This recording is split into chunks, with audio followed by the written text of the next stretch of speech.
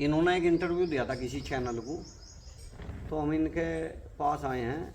ये भाई हैं, हमारे छोटे भाई हैं। हम एक बात पूछना चाह रहे हैं जी। आप कुछ बात कर रहे थे भाई, हाँ। सेना की बात आई उसमें।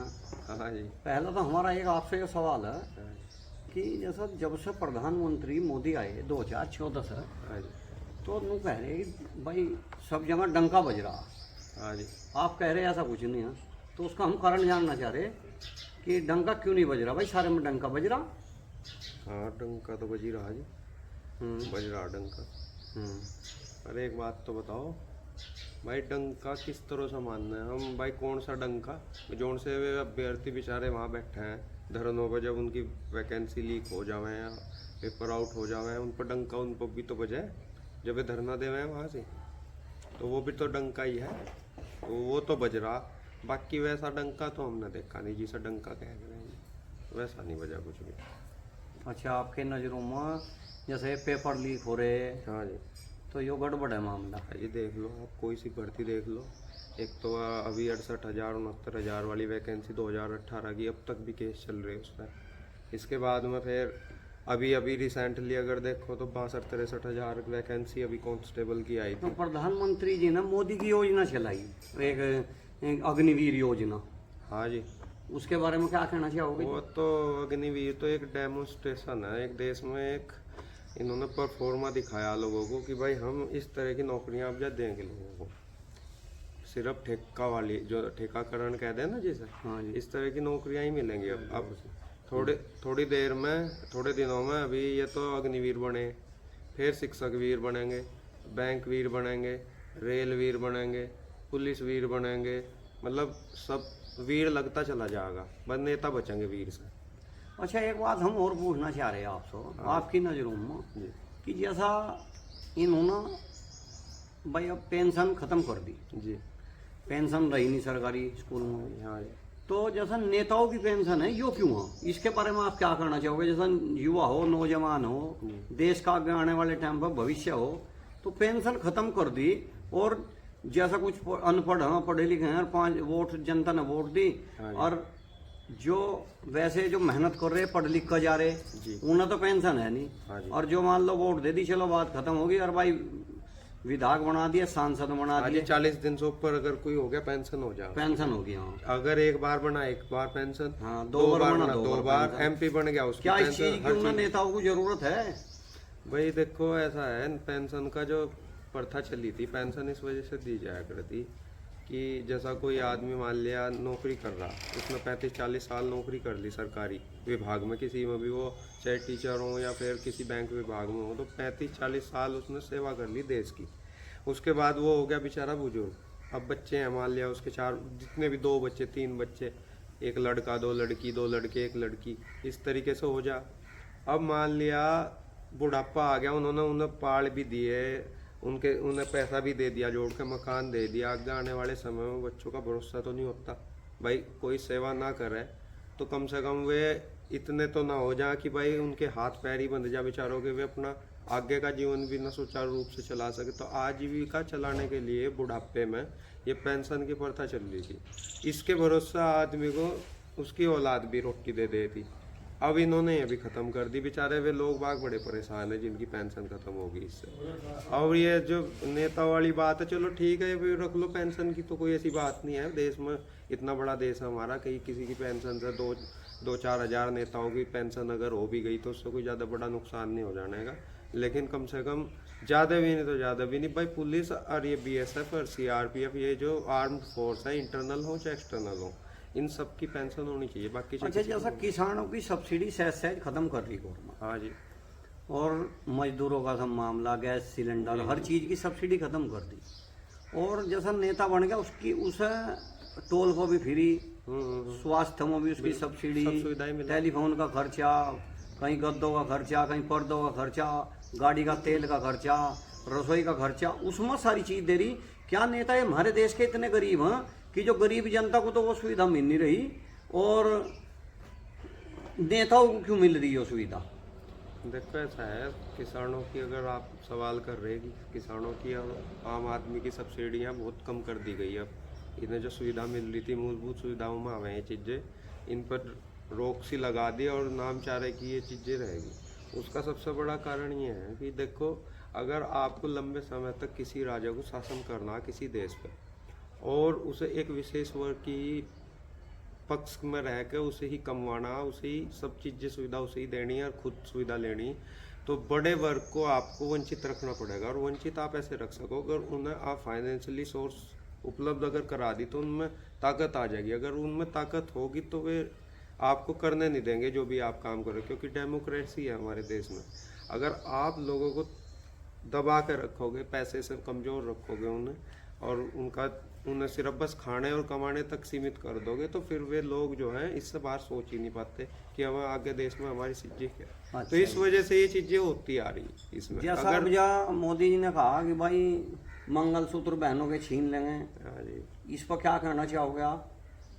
चलो ये तो एक बात है, जैसा पॉलिटिकल चर्चाएं हैं तो भाई कुछ ना कुछ मुद्दा भी पीछे ला, जो 2022 का विधानसभा चुनाव हुआ था यूपी में, उसमें जिन्ना और गन्ना का जिक्र चल गया था। अब ये तो ध्यान डाइवर्ट करने के लिए कुछ ना कुछ तो चीजें गन्ने लाते पे तो रहे। 10 साल में इन्होंने 30 रुपए सारे बढ़ाए, 20 पैसे बढ़ाए। हाँ नहीं, गन्ने पे 20 तो पैसे बस। गन्ने का तो इन्होंने अपना जो है वादा पूरा भी नहीं करा। इन्होंने तो खुद मेरठ में आके 450 रुपये प्रधानमंत्री जी मोदी जी ने ही कहा था कि हम 450 रुपये गन्ना का मूल्य देंगे अगर हम सरकार में आए। 10 साल हो लिए, 450 तो क्या मिला है, तो 370 ही रह गया अभी भी। अच्छा, जैसो हमारे चौधरी साहब हों, हाँ जी, और भाई उन्होंने आपका एक वीडियो वायरल हो रही बहुत ज़्यादा हाँ जी, कि भाई फौज तैयार करी, हाँ जी, और भाई फौज को तैयार करके बॉर्डर पर ले गए, जी, और बॉर्डर पर ले जाने के बाद वे पलट गए। हाँ जी, ये चौधरी साहब ने भाई मेहनत करी, सारी चीज़ करी, और अब वे बीजेपी में मिल गए, उन्हें वहाँ अच्छाई दिखाई दी। भाई देखो ऐसी बात है, हम तो इन दो परिवारों का हम बहुत सम्मान करें, अब भी करें आगे भी करेंगे, ऐसी कोई बात नहीं है। चले गए, डेमोक्रेसी सबका अधिकार है कहीं ना कहीं अलायंस बनाकर लड़ने का, लेकिन अपनी अगर मैं पर्सनल राय दूँ तो ये समय सही नहीं था उनका इस तरीके से जाने का। इन्हें उस चीज़ का काफ़ी नुकसान हो जाएगा। मैं बता रहा किस तरीके से हो जाएगा। अब देखो, इनके एक भी विधायक नहीं था इनके पास में।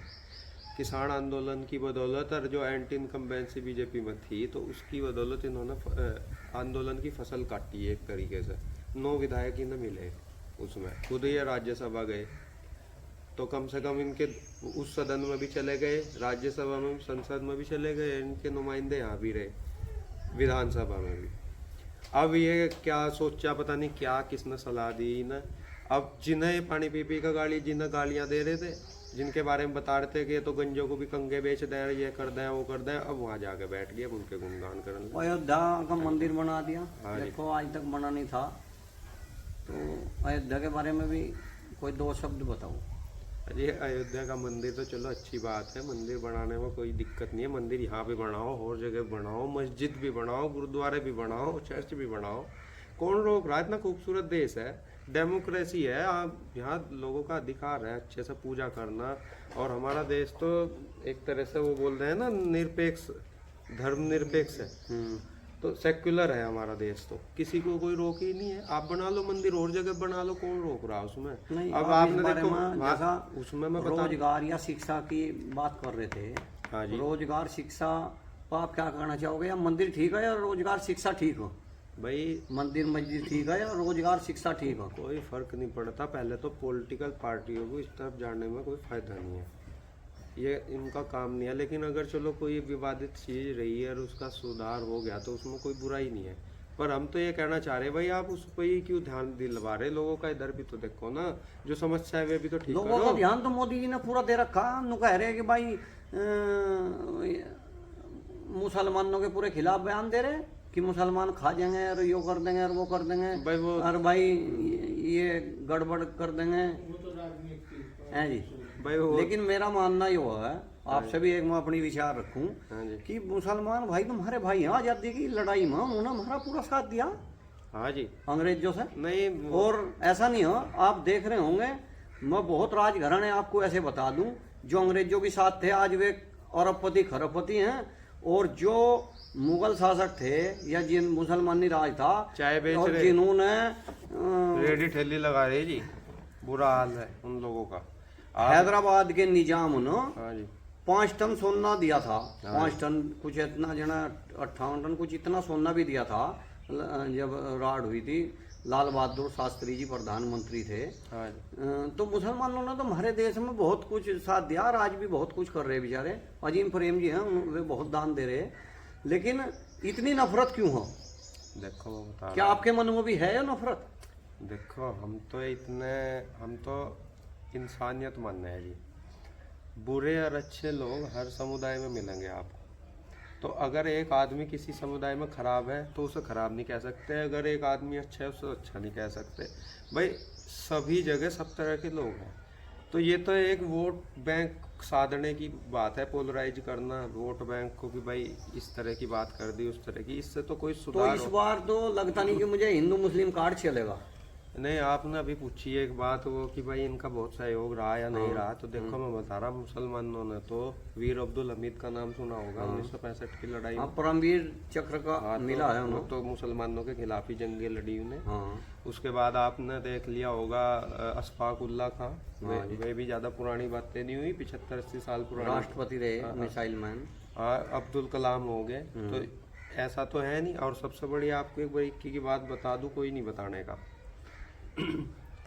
सबसे ज्यादा जो इकोनॉमी में बाहर से पैसा लेकर आ रहे, इनके बच्चे जावे बाहर, सऊदी अरब वगैरह दुबई वगैरह में जावे, वहां से पैसा लेकर आवे हैं, तो सारा भारत में ही तो हाँ, जो बाहर कमा रहे हैं वे सबसे ज्यादा सहयोग वे ही दे रहे हैं इस देश को। और दूसरी बात, जो ये काम कर रहे हैं, रेडी पल्ली का कर रहे हैं, जो भी कुछ मार्केटिंग का काम कर रहे हैं, अपने अपने काम धंधे लेकर बैठे हुए वो सारा पैसा भारत में कहीं ब्लैक मनी के रूप में बाहर स्विस बैंकों में नहीं जा रहा, वो सारा यही यूज हो रहा। और ये लोग जो लोग ये जो क्या बोल रहे हैं जहर भर रहे हैं इस तरीके का, इन लोगों के ही पैसे शायद न जा रहे हो वहाँ पे स्विस बैंकों में, और ये नहीं ना खराब बता रहे। बताओ देश का नुकसान ये कर रहे हैं वे कर रहे हैं। अब पोस्टर हम देखने को मिल रहे हैं कि मोदी की गारंटी, मोदी की गारंटी।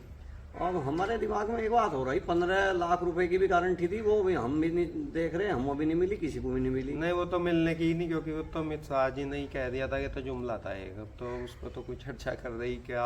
अब इनकी गारंटी तो मैं तुम्हें इस बार युवा कहाँ वोट देगा?